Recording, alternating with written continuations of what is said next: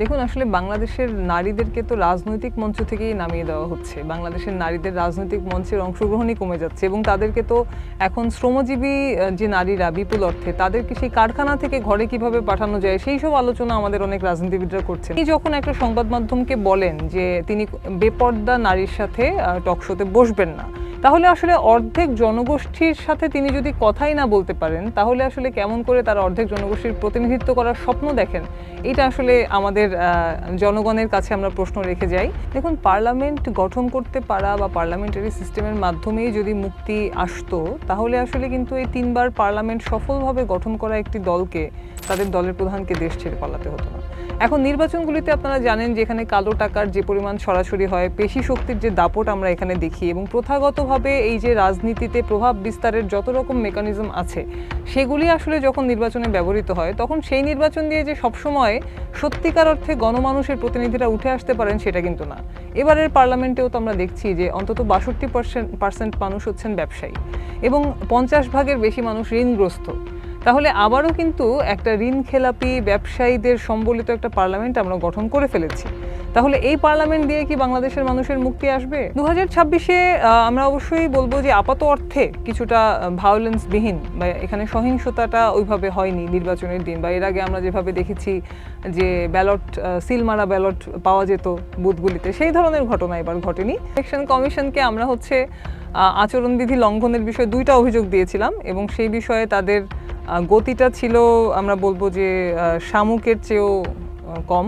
নারী বিদ্বেষটাও কিন্তু মারাত্মকভাবে ছড়ানো হয়েছে এই নির্বাচনে। নানান জায়গাতে নারীদের ইস্যুতে, যেমন আমাদের আসনেই আমরা এরকম পরিস্থিতি দেখেছি যে যখন একটা ব্যানার টাঙানো হচ্ছে, তখন একটা প্রোপাগান্ডা ছড়ানোর চেষ্টা করা হচ্ছে যে ওই ব্যানারের ওই 500 ফুট দূরে একটা মসজিদ আছে, তাহলে নারীর ছবি সেখানে কিভাবে লাগানো হলো। এটা দেখুন, শুধু সংসদে নারীর প্রতিনিধিত্ব দিয়ে নারীর ক্ষমতায়ন হয় না। এর আগে আমাদের সংসদে অনেক নারীরা প্রতিনিধিত্ব করতে আমরা দেখেছি গত একটা লম্বা সময় ধরে। তারা সংসদে এসে গান করেছেন, সংসদে এসে কবিতা আবৃত্তি করেছেন, সংসদে এসে একটা শুধুমাত্র অর্নামেন্টের ভূমিকা তারা পালন করেছেন। অর্নামেন্টাল নারীর প্রতিনিধিত্ব দিয়ে নারীর ক্ষমতায়ন হয় না। আজ আমরা স্টুডিওতে এমন একজন মানুষকে পেয়েছি যিনি রাজনীতি করছেন, কিন্তু রাজনীতির একটু ভিন্ন রকম অনুশীলন নিয়েই রাজনীতির মাঠে আছেন, অথবা বলা যায় প্রচলিত রাজনীতির মধ্যেও একটু নতুন ধারণাপত্র নিয়ে উনি আগাচ্ছেন। আমরা স্টুডিওতে পেয়েছি মনীষা চক্রবর্তীকে। দিনটি নারী দিবস অথবা 8ই মার্চ যাই বলি না কেন, কিন্তু উনি প্রতিনিধিত্ব করছেন সাধারণ মানুষের, এবং সাধারণ খেটে খাওয়া মানুষের মধ্যেই ওনার জনপ্রিয়তা। সেই জায়গাটিকে ধরে আমরা ধীরে ধীরে হয়তো রাজনীতির ভেতর বাহির, ঘরে বাইরে ওনার যে সংগ্রাম, সেটি নিয়েই আমরা একটু আলোকপাত করার চেষ্টা করব আজকে।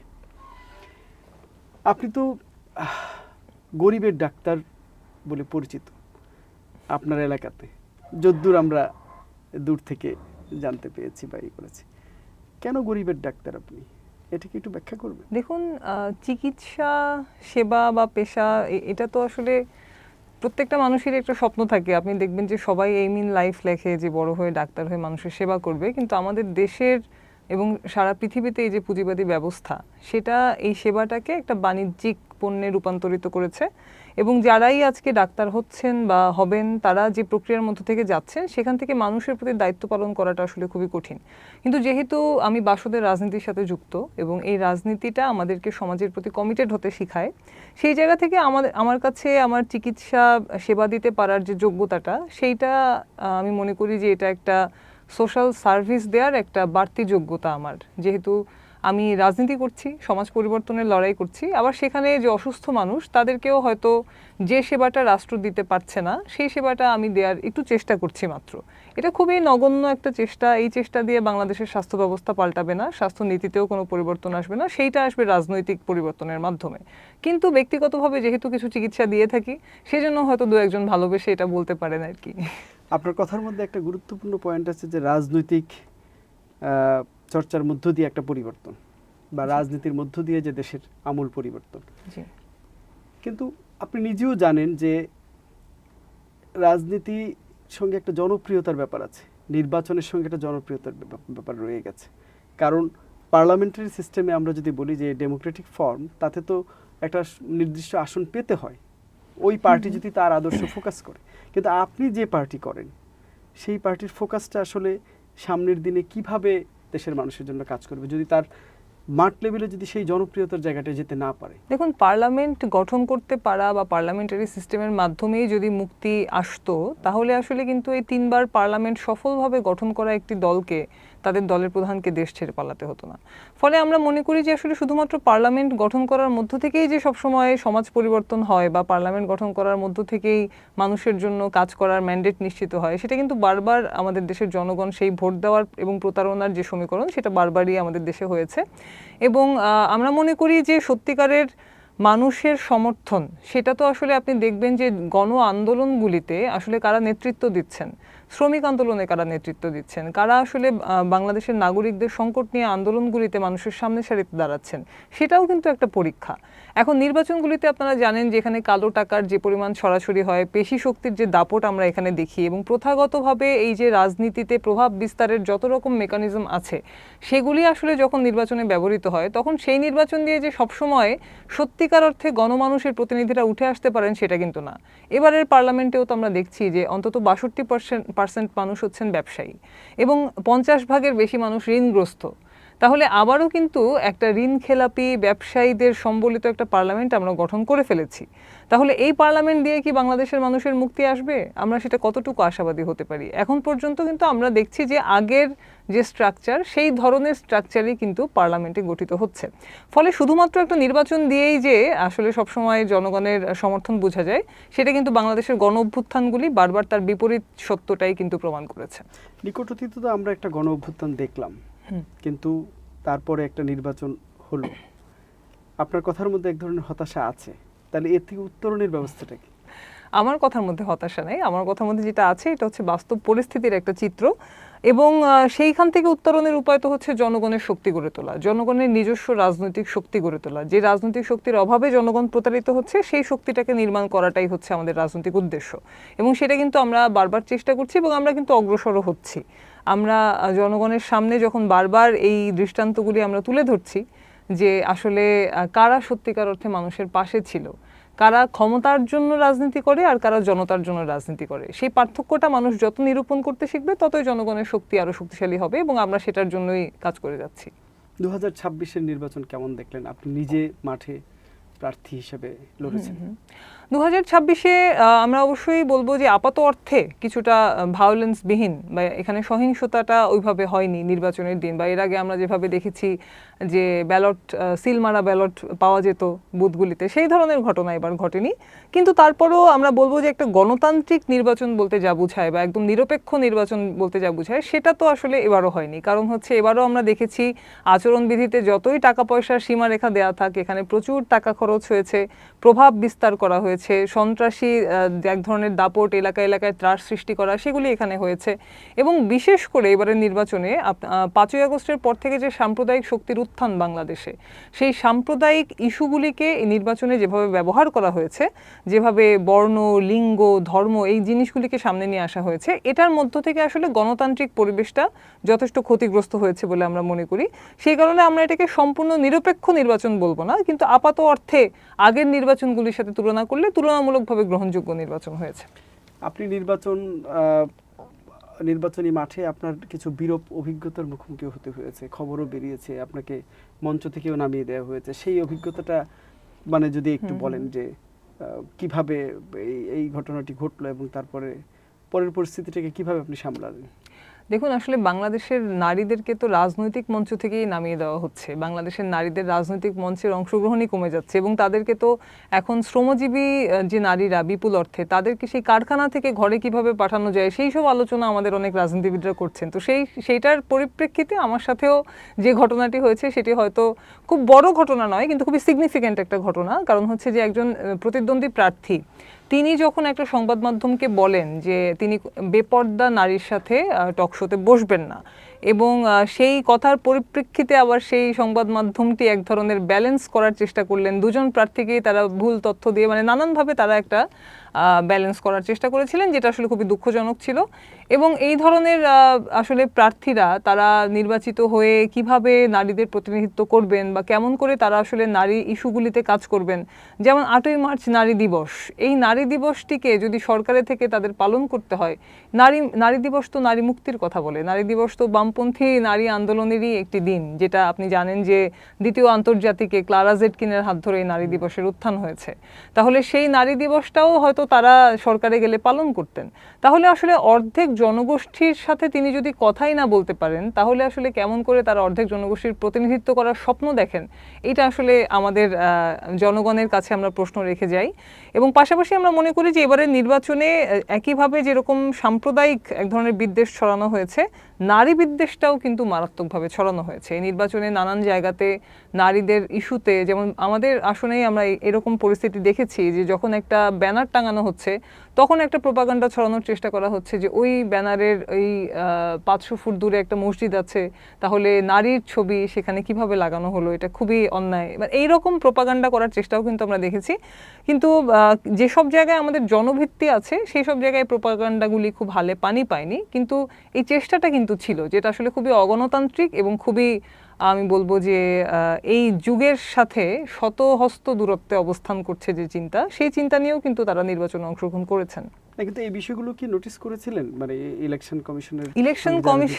ইলেকশন কমিশনকে আমরা হচ্ছে আচরণবিধি লঙ্ঘনের বিষয়ে 2টা অভিযোগ দিয়েছিলাম, এবং সেই বিষয়ে তাদের গতিটা ছিল, আমরা বলবো যে শামুকের চেয়েও কম। কারণ হচ্ছে আমরা 25 তারিখ একটা অভিযোগ দিয়েছিলাম, সেটার বিষয়ে 5 তারিখ তারা এসে আমাদেরকে রিপ্লাই দিয়েছিলেন, তারা আরও প্রমাণ চেয়েছিলেন, সেই প্রমাণ আমরা সাবমিট করেছিলাম। তারপর 8 তারিখে তারা আবার আরও প্রমাণ চেয়ে চিঠি দিয়েছিলেন, যেখানে 12 তারিখ নির্বাচন। তো আসলে এই ধরনের স্লথ গতি দিয়ে তো আর যাই হোক আচরণবিধি ভঙ্গের কোনো মীমাংসা হওয়া সম্ভব নয়। নির্বাচন কমিশন কালক্ষেপণ করেছে, একেবারেই কালক্ষেপণ করেছে, মানে সরাসরি এরকম অ্যাকশনে না গিয়ে। হ্যাঁ, তারা আসলে এই ধরনের বিষয়গুলিতে সম্ভবত অ্যাকশনে যেতে চাচ্ছিলেন না।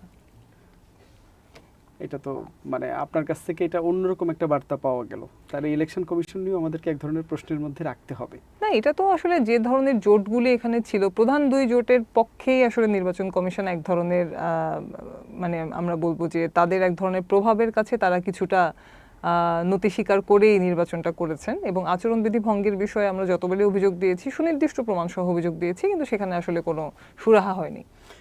8ই মার্চ নারী দিবস আপনি আপনার কথার মধ্যেই বলেছেন, কিন্তু আপনার কথার মধ্য থেকেই আমি আরও 2-1টা পয়েন্ট যদি একটু আলাদা করে ভাবতে চাই, যে আমাদের সংসদে কিন্তু এবার নারী প্রতিনিধিত্ব কিন্তু ওভাবে খুব বেশি নেই, মানে সেটা কিন্তু আরও নিচের দিকেই নামছে সূচকটা যদি বলি। এটাকে কিভাবে আপনি করছেন বা দেখছেন? দেখুন, শুধু সংসদে নারীর প্রতিনিধিত্ব দিয়ে নারীর ক্ষমতায়ন হয় না। এর আগে আমাদের সংসদে অনেক নারীরা প্রতিনিধিত্ব করতে আমরা দেখেছি গত একটা লম্বা সময় ধরে। তারা সংসদে এসে গান করেছেন, সংসদে এসে কবিতা আবৃত্তি করেছেন, সংসদে এসে একটা শুধুমাত্র অর্নামেন্টের ভূমিকা তারা পালন করেছেন। অর্নামেন্টাল নারীর প্রতিনিধিত্ব দিয়ে নারীর ক্ষমতায়ন হয় না। নারীর ক্ষমতায়নের যে চিত্রটা আমাদের সামনে এসেছে, এটাই বাংলাদেশের আসল চিত্র, এবং এই রকম রাজনৈতিক পরিস্থিতিতেই বাংলাদেশের নারীরা অবস্থান করছে। সেখান থেকে যদি আমাদের উত্তরণের কথা ভাবতে হয়, তাহলে একেবারে তৃণমূল থেকে ভাবতে হবে। নারীর নিরাপত্তা নিশ্চিত করতে হবে, নারীর অর্থনৈতিক স্বাবলম্বিতা অর্জনের জায়গাটা নিশ্চিত করতে হবে। নারীদের সম্পত্তির সমান অধিকার চাওয়ার কারণে যেরকম রাজনৈতিক সমাবেশ বাংলাদেশে হয়েছে এবং যেভাবে নারী কমিশনকে গালিগালাজ করা হয়েছে, সেই ধরনের রাজনৈতিক শক্তিগুলিকে প্রশ্রয়ের জায়গায় রেখেই কিন্তু বাংলাদেশের এই 55 বছরের রাজনীতি পরিচালিত হয়েছে। ফলে আমরা মনে করি যে নারীর ক্ষমতায়নের কথা যদি বলতে হয়, সেটা শুধু সংসদ দেখে হাহুতাশ করে কোনো লাভ নেই। সেটার জন্য তাকাতে হবে তৃণমূলে। চট্টগ্রামের 7 বছরের বাচ্চা, তাকে যদি রেপ করে শ্বাসনালী কেটে ধর্ষণ করে হত্যা করা হয়, এই ধরনের ঘটনা যে দেশে ঘটতে পারে, সেই দেশে নারীদেরকে সংসদে আমরা দেখতে চাইব, সেটা তো অবশ্যই আমরা দেখতে চাইতেই পারি, কিন্তু ওই ঘটনাগুলির কি আমরা বিচার করছি? আমরা দেখলাম এই নির্বাচিত সরকার বসেছে কিছুদিন হলো, তার মধ্যে কিন্তু নরসিংদীতে একটা মারাত্মক ঘটনা আমরা দেখলাম, ঈশ্বরদীতে দেখলাম, আমরা দেখলাম যে এখানে ঢাকায় হাজারীবাগে রাজধানীতে বসে একটা স্কুলের বাচ্চা মেয়ে, তাকে কিভাবে ছুরিকাঘাতে আহত করা হলো। এই ধরনের ঘটনাগুলিতে যদি দৃষ্টান্তমূলক শাস্তি নিশ্চিত করা না যায়, তাহলে খালি সংসদে নারীর প্রতিনিধিত্ব কমে যাচ্ছে এটা বলে আসলে হাহুতাশ করলেই নারীর প্রতিনিধিত্ব পারবে না। নারীর জন্য রাস্তাটা তৈরি করতে হবে। সেই রাস্তাটা যারা তৈরি করবে, মানে আমাদের প্রত্যাশার জায়গাটা কি আসলে কোথায়? আমাদের প্রত্যাশার জায়গাটা তো অবশ্যই যারা ক্ষমতায় থাকেন তাদের একটা দায়িত্ব থাকে, কিন্তু আবার এটাও ঠিক যে আসলে প্রগতিশীল রাজনীতি যতদিন না শক্তিশালী হবে ততদিন নারীদের অধিকার অর্জিত হওয়াটা খুবই কঠিন। আপনি যদি দেখেন নারীরা ইতিহাসে যতটুকু অধিকার পেয়েছে সেটা আসলে কাদের কাদের হাত ধরে পেয়েছে। আমরা দেখি যে সোভিয়েত ইউনিয়ন গঠনের আগে, এর আগে নারীরা যেসব দেশে ভোটাধিকার পেয়েছে সেগুলি কিন্তু সীমিত ভোটাধিকার ছিল, অভিজাত শ্রেণীর মধ্যে সেই ভোটাধিকার প্রযুক্ত ছিল। কিন্তু 17 সালে যখন সোভিয়েত ইউনিয়ন গঠিত হলো, একটা কৃষি প্রধান দেশে, একটা অনেক শিক্ষার হার কম যে দেশে, সেই দেশে এসে লেনিন কিন্তু নারীদেরকে সম্পত্তিতে সমান অধিকার দিলেন, নারীদেরকে ভোটাধিকার দিলেন। এবং আমরা দেখি যে নারীদের এই যে কৃষি ক্ষেত্রে অংশগ্রহণ, শ্রমিক হিসেবে অংশগ্রহণ, এই প্রত্যেকটা জায়গায় তাদের সম্মান, মর্যাদা, মজুরি এগুলি নিশ্চিত করার ক্ষেত্রেও কিন্তু আসলে বামপন্থী এই আদর্শের ভূমিকা, সেটা অস্বীকার করার কোনো উপায় নাই। ফলে আজকে প্রতিক্রিয়াশীল শক্তির কাছে যদি আমরা প্রগতিশীল সিদ্ধান্ত চাই তাহলে আসলে সেটা খুব বেশি দূরে সেটা যায় না। এবং আমরা অলরেডি দেখছি যে নারীদের কর্মঘণ্টা কমানো, তাদেরকে একদল বলছেন তাদের কর্মঘণ্টা কমিয়ে 5 ঘন্টা করতে হবে, অথচ ওনার নিজেরই যিনি কথাটি বলেছেন তার নিজেরই যে বেসরকারি হাসপাতালটি রয়েছে সিলেটে, সেখানে কি তিনি নারী ডাক্তারদেরকে 5 ঘন্টা ডিউটি করে 8 ঘন্টার বেতনটা দিবেন? তিনি কিন্তু সেটা দিচ্ছেন না। আবার একই সাথে আমরা দেখেছি যে এখানে আরেকটা দল, তারা যে আরও বেশি বিপ্লবী এটা প্রমাণ করার জন্য তারা বলেছেন যে তারা ক্ষমতায় আসলে নারীদের কাজই করতে হবে না।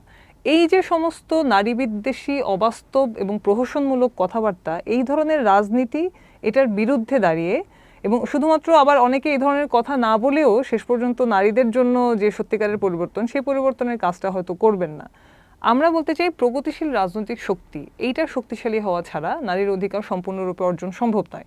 তারপরেও যারা সরকারে থাকবেন আমরা তো তাদের কাছে দাবি করবই, আমরা তো বলবোই যে নারীদের সম্পত্তিতে সমান অধিকার দিতে হবে, আমরা বলবো সিরো সনদের উপর থেকে সংরক্ষণ তুলে নিতে হবে, আমরা বলবো যে নারীর নিরাপত্তা নিশ্চিত করতে হবে, নারীর শিক্ষা নিশ্চিত করতে হবে, নারীর জন্য এগিয়ে চলার রাস্তাটাকে আপনার পরিষ্কার করতে হবে। সেই দাবিগুলি অবশ্যই আমরা সরকারের কাছেই করব, কারণ দায়িত্বটা তো তাদের। সময় যত যাচ্ছে বাংলাদেশের মানে 1971-এর পর থেকে যদি আমরা ধরি যে হিস্ট্রি, পলিটিক্যাল হিস্ট্রিটা যদি এই সময়টা থেকে ধরি, প্রতিক্রিয়াশীলতা একদিকে, আরেকদিকে হচ্ছে প্রগতিশীলতা, দুইটা পার্সপেক্টিভ যদি চিন্তা করি, যত দিন যাচ্ছে আমাদের এখানে কি প্রতিক্রিয়াশীল শক্তি শক্তিশালী হয়ে উঠছে? আমরা বলতে চাই যে আমাদের দেশে আসলে এই ধরনের মৌলবাদী সাম্প্রদায়িক শক্তি এটা আসলে সব আমলেই এক ধরনের প্রশ্রয় পেয়ে এসেছে, এবং সবাই আসলে তাদেরকে নানানভাবে ব্যবহারও করার চেষ্টা করেছেন, হাতে রাখারও চেষ্টা করেছেন। এবং এই যে প্রশ্রয়ের রাজনীতির কারণেই আজকে আমরা যে সাম্প্রদায়িক শক্তির উত্থান দেখছি, এবং আমরা স্বাধীনতা বিরোধী শক্তিরও কিন্তু উত্থান দেখছি, সেটা আসলে এই ধারাবাহিক যে বিভিন্ন সময় এদের সাথে আমাদের প্রধান দুটি দল কখনো জোটবদ্ধভাবে আন্দোলন করেছেন, কখনো জোট সরকার গঠন করেছেন, আবার কখনো বিভিন্নভাবে সরাসরি বা প্রত্যক্ষ পরোক্ষভাবে তাদেরকে প্রশ্রয় দিয়েছেন, পেট্রোনাইজ করেছেন, তাদেরকে আর্থিকভাবে এই দেশে পুনর্বাসিত হওয়ার সুযোগ করে দিয়েছেন, প্রচুর আর্থিক প্রতিষ্ঠান করতে দিয়েছেন, সেগুলি থেকে নিজেরাও হয়তো বেনিফিশিয়ারি হয়েছেন। এই সমস্ত কারণেই আসলে আমাদের দেশে মৌলবাদী রাজনীতির একটা শেকড় সেটা কিন্তু গ্রথিত হয়েছে। এখন আমরা যদি চাই যে এই ধরনের সাম্প্রদায়িক শক্তি বা এই ধরনের মৌলবাদী শক্তিকে আমাদেরকে প্রতিহত করার বিষয়ে, তাহলে আমাদের দেশের শিক্ষা ব্যবস্থায় এই ধরনের বিজ্ঞান মনস্ক চিন্তা, যুক্তিবাদী চিন্তা, অসাম্প্রদায়িক চিন্তা, যে চিন্তার উপর দাঁড়িয়ে বাংলাদেশ গঠিত হয়েছে, পাকিস্তান থেকে আমরা আলাদা হয়েছি কোন চিন্তার ভিত্তিতে, সেই অসাম্প্রদায়িক একটা যে দেশের স্বপ্ন, শোষণ মুক্ত একটা যে দেশের স্বপ্ন, সেই দেশের জন্য যদি আমরা আমাদের মাটিটাকে প্রস্তুত করতে পারি, তাহলেই আসলে এই রাজনীতির, সাম্প্রদায়িক রাজনীতির যে উত্থান সেটাকে প্রতিহত করা সম্ভব। একটু পেছনে ফিরি, আপনি রাজনীতিতে আসলেন কেন? আমি রাজনীতিতে আসলাম, এটা তো আসলে একটা জাস্ট ঘটনা। মানে এখানে আসলে আমি তো মনে করি যে সব সচেতন মানুষ যারা শিক্ষার সুযোগটা পায় আমাদের দেশে, সবারই একটা রাজনৈতিক অংশগ্রহণ থাকা দরকার, মতামত থাকা দরকার। আর ব্যক্তিগতভাবে বলতে গেলে আমাদের একটা পারিবারিকভাবে একটু যোগাযোগ ছিল বাম রাজনৈতিক সার্কেলগুলির সাথে। বরিশালে আমাদের ওখানে যারা বিশেষ করে ব্রিটিশ বিরোধী আমল থেকেই যারা ওইখানে বাম আন্দোলনের সাথে যুক্ত ছিলেন, হিরণলাল ভট্টাচার্য, মনোরমা বসু মাসিমা, এরা আমাদের পারিবারিকভাবে খুব কাছের মানুষ ছিলেন। আবার আমার ফুপা দ্বিজেন শর্মা, উনি প্রগতি প্রকাশনা থেকে অনুবাদের সাথে রাশিয়ান অনেক বইয়ের অনুবাদ থাকার কারণে ছোটবেলাতে বাসায় হচ্ছে ওই রাশিয়ান বইয়ের একটা মানে বেশ ইয়ে ছিল আর কি, মানে প্রাবল্য ছিল। তো এই সমস্ত কারণে আর কি ছোটবেলা থেকে এই আদর্শটার সাথে পরিচয় হওয়ার একটা সুযোগ হয়েছিল। পরে যখন বাসদের সাথে যোগাযোগ হয় তখন থেকেই আসলে যুক্ত হয়ে যায় আর কি। মানে বাসদটা মানে আপনার এমনিতেই জানাশোনার মধ্য দিয়ে পছন্দ হলো নাকি বাসদকে বেছে নিলেন? কিছুটা বেছেই নিলাম, কারণ হচ্ছে যে জানাশোনার মধ্যে তো আসলে আরো অনেক দলের সাথেই পরিচয় হয়েছিল বাসদের আগে, কিন্তু বাসদের রাজনীতিটা আসলে সত্যিকার অর্থে সমাজ পরিবর্তনের জন্য রাজনৈতিক লাইন সেই বিশ্লেষণ হয়তো এই টক শোতে সেটা করার সুযোগ হবে না, কিন্তু আমি বলতে চাই যে সত্যিকার অর্থে সমাজ পরিবর্তনের লক্ষ্যে সিনসিয়ারলি ডেডিকেটেডলি কাজ করা এতটুকু যদি মানুষ চায়, সেই জায়গা থেকেই আসলে বাসদের এখানে যে সার্বক্ষণিকভাবে রাজনৈতিক কর্মী তৈরি করার যে প্রচলন, এটা কিন্তু বেশিরভাগ বামপন্থী দল বা অনেক জায়গাতেই আসলে কমে গেছে।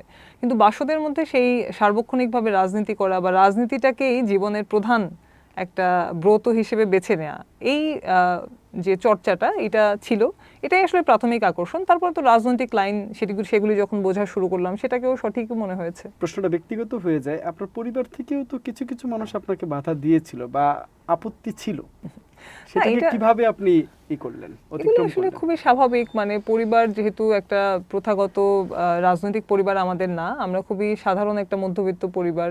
রাজনীতি সচেতন মানুষরা সেখানে আছেন, কিন্তু রাজনৈতিক কর্মী সরাসরি এবং চাকরি বাকরি না করে একটা অনিশ্চিত জীবন বেছে নিয়ে রাজনীতি করা, সেটার জন্য যারা হয়তো স্বাভাবিকভাবে এক ধরনের ওয়েল উইশার হিসেবে থাকেন, তারা কিছুটা উদ্বিগ্ন হতেই পারেন।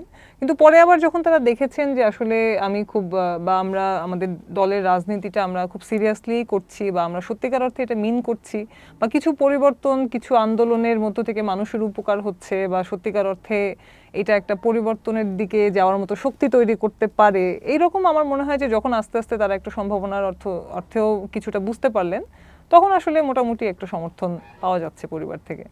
পরিবার সাথে আছে। আপনি খুব ভালো লাগলো যে পরিবার সাথে আছে, কারণ পরিবারের সাপোর্টটা তো খুব গুরুত্বপূর্ণ নিশ্চয়ই সমাজের, আমরা যেখানেই যাই না কেন। আপনি গ্রাম পর্যায়ে কাজ করছেন, জাতীয় রাজনীতিতেও আপনি কাজ করছেন, আপনার পার্টি কাজ করছে, কিন্তু বৃহৎ অর্থে বা সেটা যেভাবেই আমরা চিন্তা করি না কেন, এই ধর্মান্ধতা বলি বা অশিক্ষা বলি অথবা শ্রমিক অধিকারের জন্য বলি, সেটা স্বাস্থ্যের অধিকারের জন্য যদি বলি, সেই লড়াইটা তো একটা বড় অংশের পার্টিসিপেশন না হলে লড়াইটা শেষ পর্যন্ত থমকে যায়। আপনি যেরকম শ্রমিক আন্দোলন করছেন বরিশালে, কিন্তু যদি দেশের ভেতরে পুরো শ্রমিকদের এই অধিকারের পরিস্থিতিটাকে আমাদের বদলাতে হয় বা সঠিক অধিকারটা আদায় করতে হয়, সেটার জন্য তো একটা বড় জনস্রোতও দরকার। সেটা আপনার পার্টি কিভাবে করবে বা চিন্তা করছেন কিভাবে? আমরা তো মানুষের জন্য কাজ করতে চাই, পরিবর্তনটা মানুষের জন্যই আনতে চাই, সেই জন্য মানুষকে সাথে নিয়েই সেটা করতে চাই। যেটা আমরা বরিশালে করছি সেটা আমাদের দল নারায়ণগঞ্জেও করছে, সেটা গাজীপুরেও করছে, সাভারেও করছে। এবং শ্রমিকদের মধ্যে বা সাধারণ মানুষের মধ্যে যখন এই চেতনাটা তৈরি হবে যে তাদের নিজস্ব যে সমস্যা, সেই সমস্যা নিয়ে কথা বলতে হলে বা সেই সমস্যার জন্য যদি সে যে আজকে বাজারে গিয়ে ধাক্কাটা খাচ্ছে, বা সে যে হাসপাতালে গিয়ে সেবাটা পাচ্ছে না, বা সে শিক্ষাক্ষেত্রে তার ছেলের বেতনটা দিতে গিয়ে যে হিমশিমটা খাচ্ছে, এইগুলি পরিবর্তনের জন্যই তো রাজনীতি। রাজনীতি মানে তো শুধুমাত্র এখানে একটা চেয়ার পরিবর্তন না, রাজনীতি মানে একটা সাইনবোর্ডের পরিবর্তন না, রাজনীতি মানে তো এইরকম পরিবর্তন যেটা তার জীবনে প্রভাব ফেলে।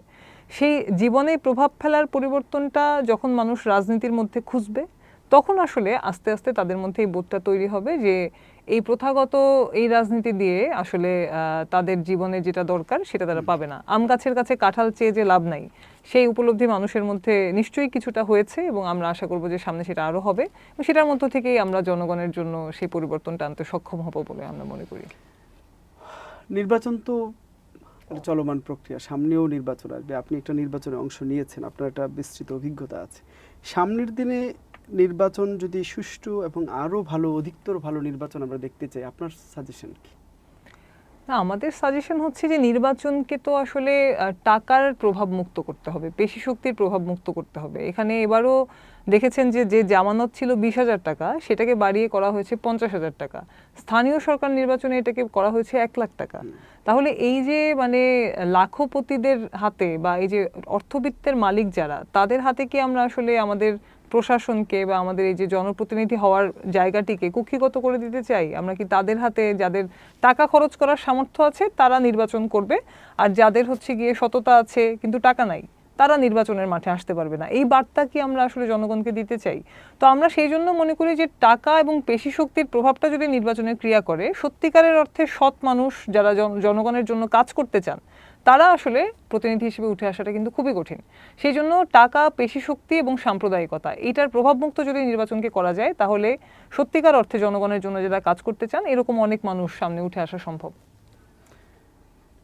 তার মানে তো ওই যে 3টা শক্তির কথা বললেন, সেই শক্তিগুলোর বিরুদ্ধে রাষ্ট্রকে অবস্থান নিতে হবে বা রাষ্ট্রকে লাগাম টেনে ধরতে হবে। অবশ্যই রাষ্ট্রকে লাগাম টেনে ধরতে হবে। এখন রাষ্ট্র সেই লাগাম কতটুকু টেনে ধরবে, সেই লাগামটা কাদের হাতে থাকবে, সেটা তো আমরা চাই লাগামটা জনগণের হাতে থাকুক, জনগণ রাষ্ট্রকে বাধ্য করুক এরকম একটা ব্যবস্থার জন্য যাইতে। না হলে আসলে আমরা যদি যারা লাগাম টেনে ধরতে চান না তাদের হাতেই লাগামটা তুলে দিয়ে বারবার হচ্ছে শুধু তাদের কাছেই প্রত্যাশা করতে থাকি, তাহলে আসলে আমরা বারবার আশাহত হব। আমরা আশা করব জনগণ তাদের উপলব্ধি থেকে সেই দায়িত্বটা নিজেদের হাতে নেবে এবং তারাই এরকম একটা ব্যবস্থার জন্য আন্দোলনটা করবে যেখানে তাদের প্রতিনিধি যে তাদের হয়ে কথা বলবে তারা যেন ক্ষমতায় যেতে পারে, সেটার জন্য যেন তাদের টাকার কাছে বিক্রি না হতে হয়, তাদের যেন কোনো ব্যবসায়ী গোষ্ঠীর কাছে মাথা বিক্রি করে নির্বাচনে না যেতে হয়। আপনার প্রত্যাশা যেন সত্য হয়, এটাই আমরা আরো অধিকতর মানে কামনা করে থাকি। শেষ করতে চাই একটা প্রশ্ন দিয়ে, যথারীতি 8ই মার্চ নারী দিবস যাই বলেন, এখন আপনি তৃণমূলে কাজ করছেন নারী অধিকার নিয়ে এবং নারীদের নানা ইস্যু, নারীদের নিরাপত্তা, নারীদের কর্মঘণ্টার যে বিতর্ক চলেছে পুরো নির্বাচন টেনিউর এবং নারীদের নিরাপত্তা নিয়ে অনেক রকম কথাবার্তা হয়েছে। সার্বিক পরিস্থিতিটার একটা ছোট্ট মূল্যায়ন যদি আমাদের জন্য বলেন। দেখুন, 8ই মার্চ নারী দিবস এই দিনটিকে হয়তো সরকারিভাবে খুব ধুমধাম করে পালন করা হবে, কিন্তু আমরা আসলে 8ই মার্চের এইবারের 8ই মার্চে বিশেষ করে চট্টগ্রামের সেই শিশুটির কথা মনে করতে চাই যে একটি কেটে যাওয়া শ্বাসনালী নিয়ে সীতাকুণ্ডের ইকো পার্কে হেঁটে বেরিয়েছে বাঁচার জন্য। আমরা সেই ঈশ্বরদের ঘটনাটাকে স্মরণ করতে চাই যেখানে হচ্ছে গিয়ে ঘর থেকে একটি মেয়েকে তুলে নিয়ে তার লাশটা ফেরত দেওয়া হয়েছে। আমরা নরসিংদীর সেই ভয়ঙ্কর ঘটনার স্মরণ করতে চাই যেখানে একজন নারী ধর্ষিত হওয়ার পরে বিচার চাওয়ার কারণে তাকে হত্যা করা হয়েছে। এবং হাজারীবাগের একটা স্কুলের বাচ্চা, আজকে আমরা দেখছি যে সরকারের পক্ষ থেকে সরকারের আমাদের যিনি প্রধানমন্ত্রী তার পরিবারেও একজন কন্যা আছে, সেই কন্যাকে নিয়েও তিনি বিভিন্ন জায়গায় যাচ্ছেন। আরেকজনের কন্যা যখন নিহত হলো তারা তো সেখানে তাদের জন্য কতটুকু তারা সহমর্মিতা দেখালেন বা আসলে সেই জায়গাটাতে এইরকম ঘটনাগুলি যখন ঘটছে তখন আসলে নারী দিবস ধুমধাম করে পালন করলেই নারী অধিকার বাস্তবায়িত হবে না। নারী দিবস এসেছে নারীদের অধিকারের জন্য সংগ্রাম করতে গিয়ে।